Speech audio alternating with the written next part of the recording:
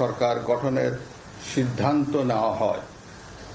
সকল দল ও অংশীজনদের সাথে আলোচনা করে গঠিত অন্তর্বর্তীকালীন সরকার যত দ্রুত সম্ভব নির্বাচনের ব্যবস্থা করবে।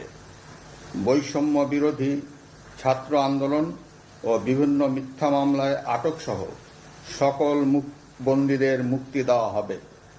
বৈষম্য বিরোধী ছাত্র আন্দোলনের নিহতদের পরিবারদের ক্ষতিপূরণ প্রদান ও আহতদের সুচিকিৎসার প্রয়োজনীয় সকল সহায়তা দেওয়া হবে। সর্বসম্মতিক্রমে বিএনপির চেয়ারপারসন বেগম খালেদা জিয়াকে মুক্তি দেওয়ার সিদ্ধান্ত নেওয়া হয়।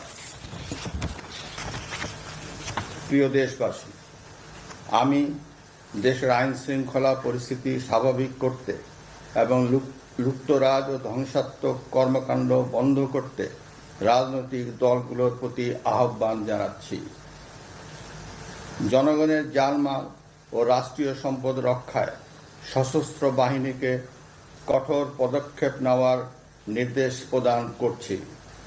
সাম্প্রদায়িক সম্প্রীতি ও সংখ্যালঘুদের নিরাপত্তা নিশ্চিত করতে এবং সরকারি সম্পত্তি রক্ষায় সকলকে এগিয়ে আসার আহ্বান জানাচ্ছি।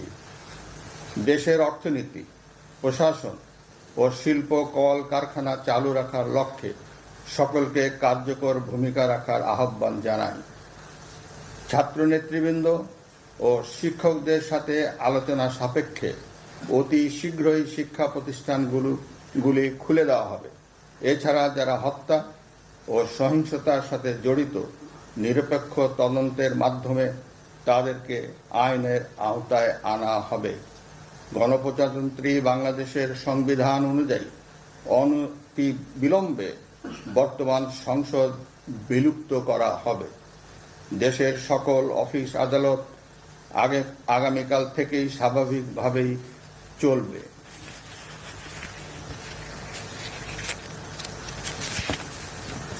প্রিয় দেশবাসী, আসুন আমরা দেশকে বাঁচাতে একযোগে কাজ করি। পারস্পরিক হিংসা বিদ্বেষ ভুলে ও প্রতিহিংসার ঊর্ধ্বে উঠে দেশকে এগিয়ে নিতে নিজ নিজ অবস্থান থেকে ভূমিকা রাখার জন্য আমি বিনয়ের সাথে আপনাদের প্রতি অনুরোধ করছি।